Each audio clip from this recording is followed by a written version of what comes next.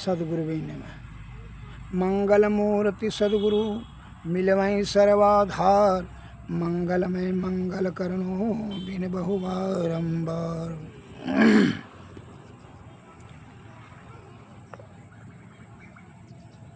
यावत् वर्णम कुलम सर्वम तावत् ज्ञानम नौ जायते, ब्रह्म ज्ञानम पदम ज्ञत्वा सर्वम वर्ण विवर्जितः।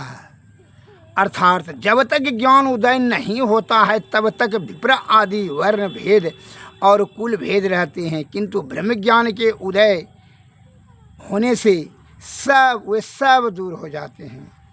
दूसरे पद में आया मनोवाक्यम तथा कर्मम तृतीयम यतम लियते, बिना स्वप्नम यथा निंद्रा ब्रह्म ज्ञानम तदुच्यते।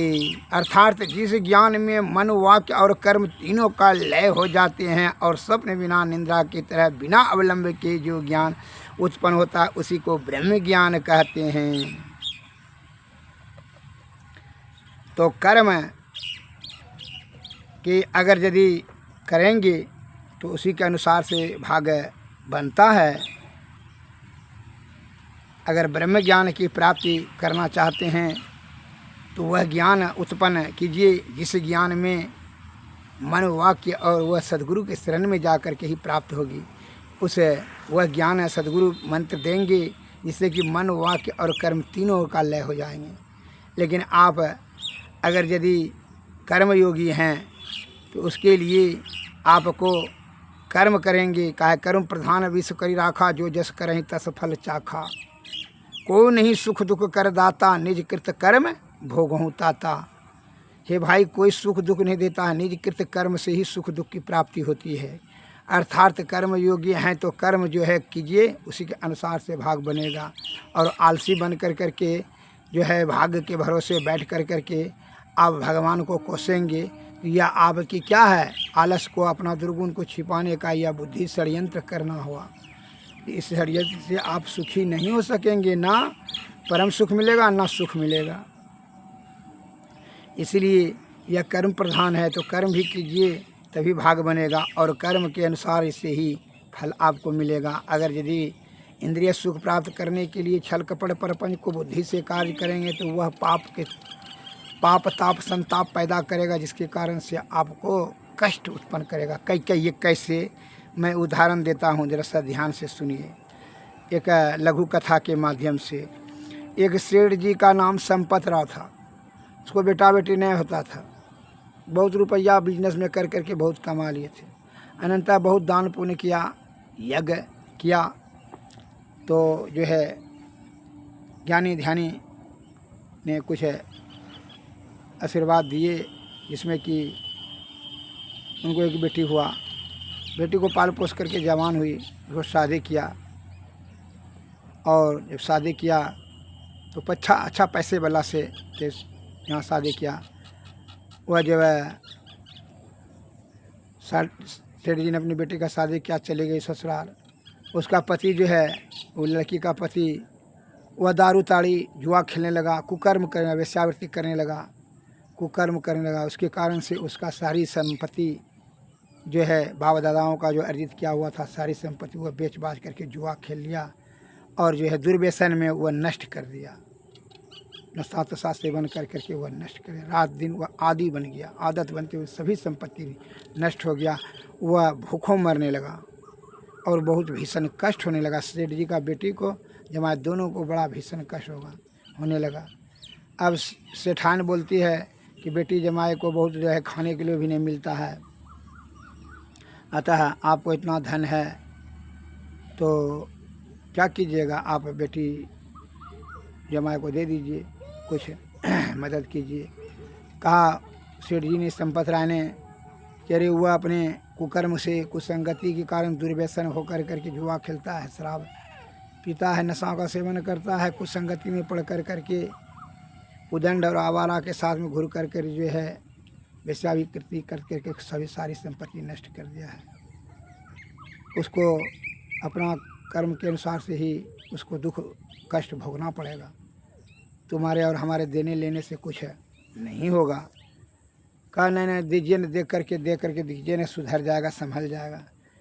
तो बड़ी आरजू विनती किया तो सेठ जी ने दे दिया 10 लाख रुपया। उसको भी जो है 3-4 महीना के अंतर्गत में जो है नष्ट भ्रष्ट कर दिया। फिर दिया उसको 10 लाख रुपया, फिर जो है वह जो है 2 महीना में नष्ट कर दिया। सेठ जी ने कहा देखा नहीं है, कुछ पूंजी भी नहीं बचा सका, वह जो जुआ तुआ खेल करके सब खत्म कर देता है।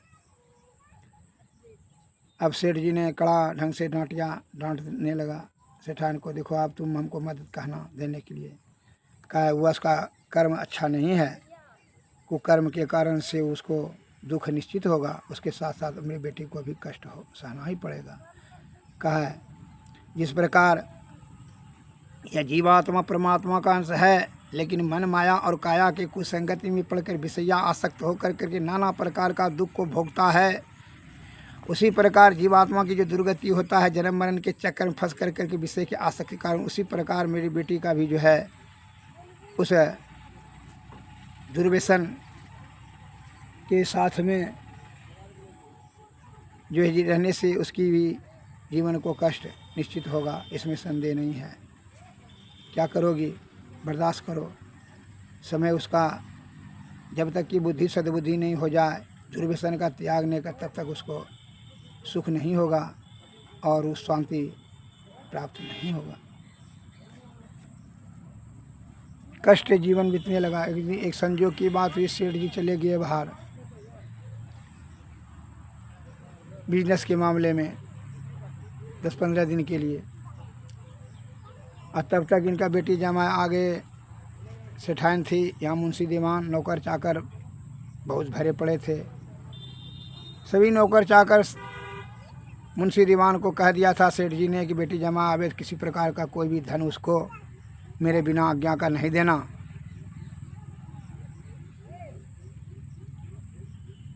तो सब ने कड़ी से कहा दिया जिसको जो देगा उसको दरमाहा से पैसा काटेंगे और नौकरी से निकाल देंगे। वह जो है सभी समझ गए थे, क्योंकि इसलिए उसका शराबी जुआरी उसका जमाए है, इसलिए उसको धन नहीं दिया जाए। सेठ जी जब चले गए तो जब बेटी जमाए आए तो सेठान ने अच्छा से खाना पीना खिलाया। अब मुंशी दीवान और नौकर चाकर के भय से सेठान ने मन में विचार किया कि इसको जो है मदद करेंगे हम अपने तरफ से।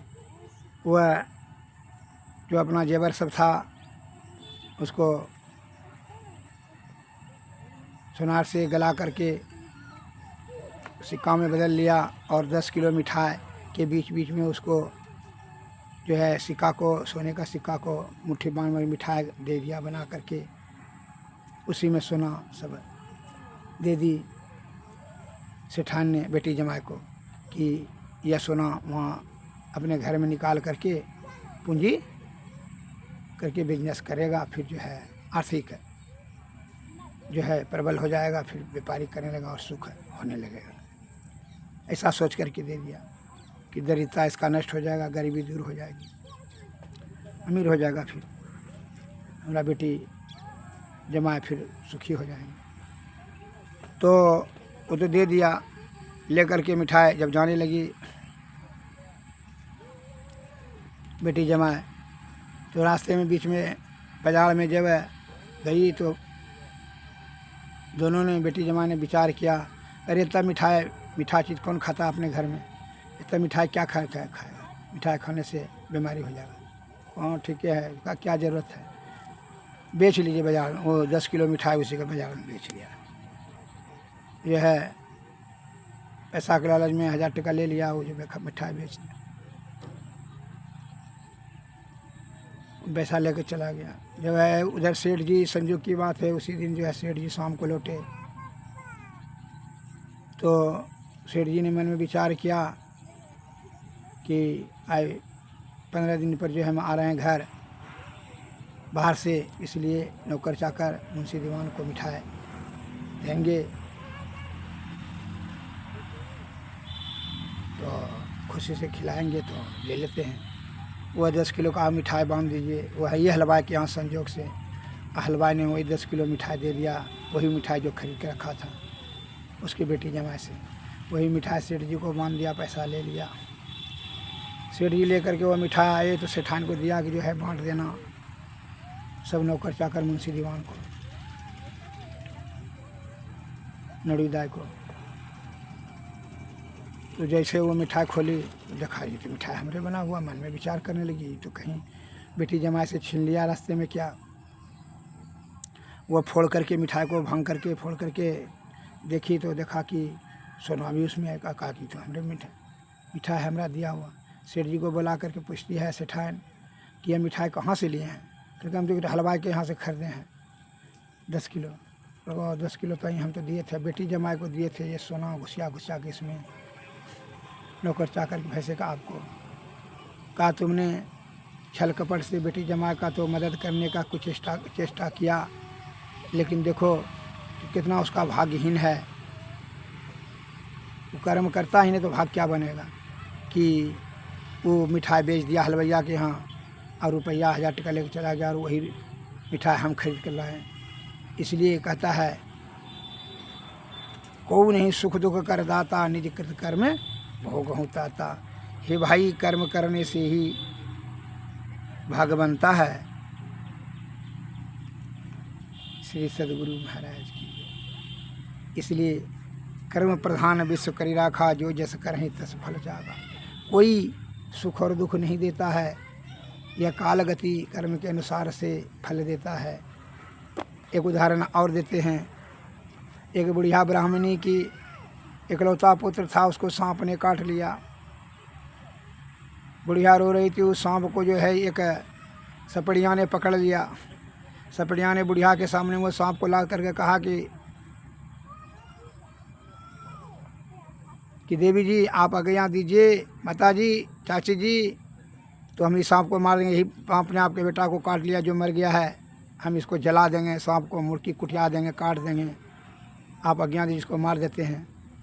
सेठान बोली, वह ब्राह्मणी बोली, वह ईश्वर भक्त थी कि नहीं छोड़ दीजिए, इसके मारने से हमारा बेटा थोड़ी जी जाएगा, नहीं जीवित होगा हमारा बेटा, इसलिए इसको मारना उचित है नहीं है, छोड़ दीजिए।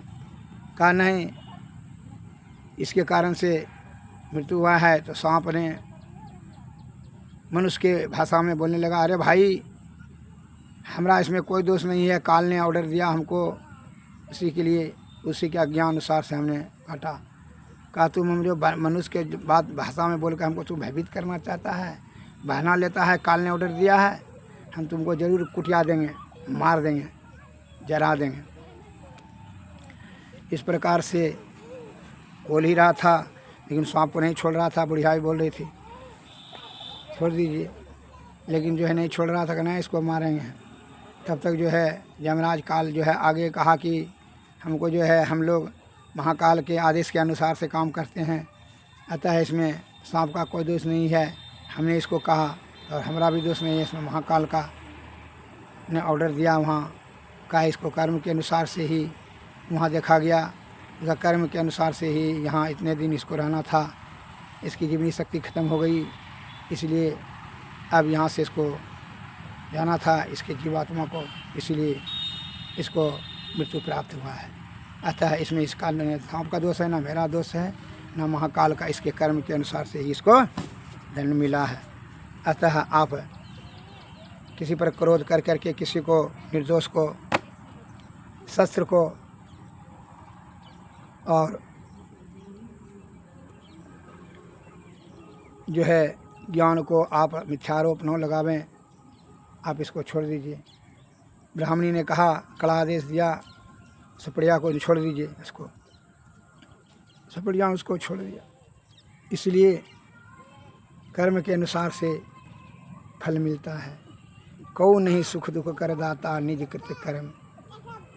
जब या इसलिए यहाँ संत वाणी में आया है, कर्म गति टारे नहीं टरी, मुनि वशिष्ठ से पंडित ज्ञानी, सोधी के लगन धरी, सीता हरण मरण दशरथ को, बनहु में विपत परी।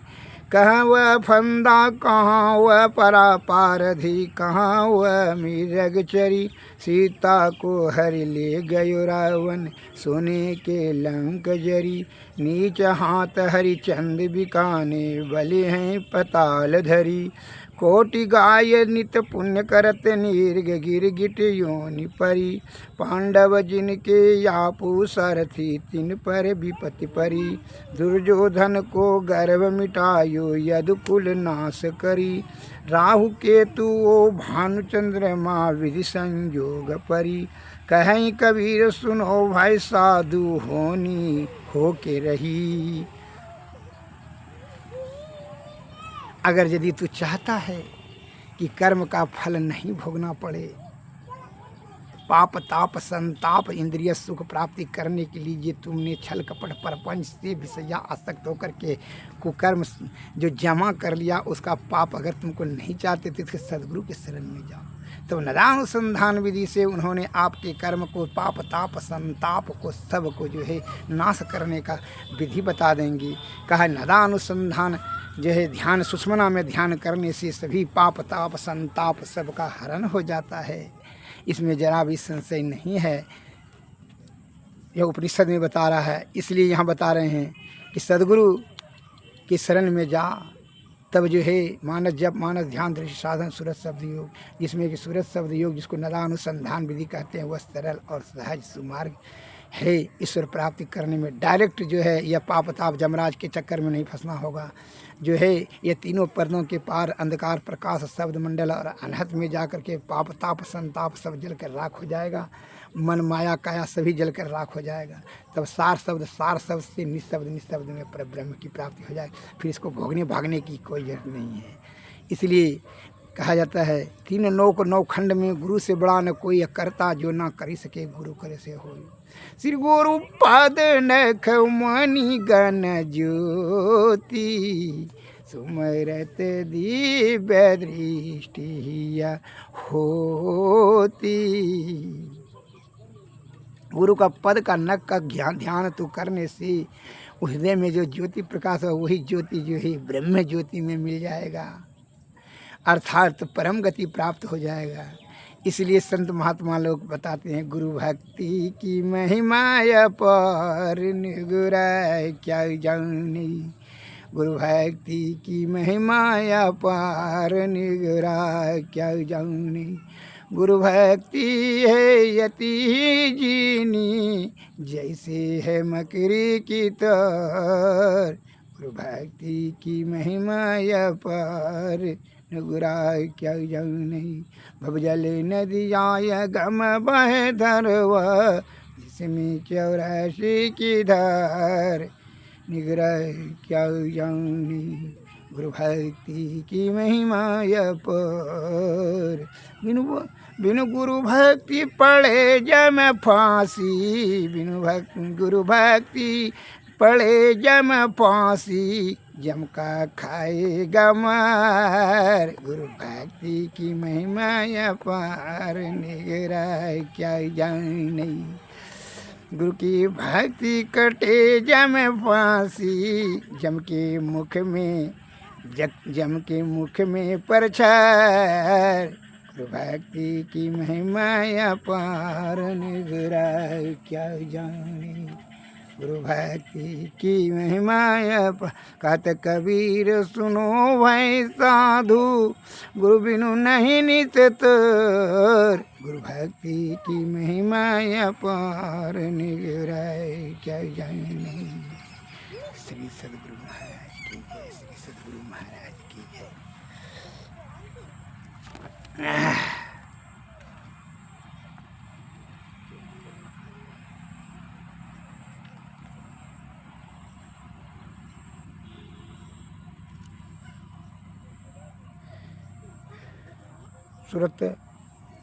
सूरत सम्हारो वधर चढ़ाओ, झिलमिल ज्योत जगाओ रे।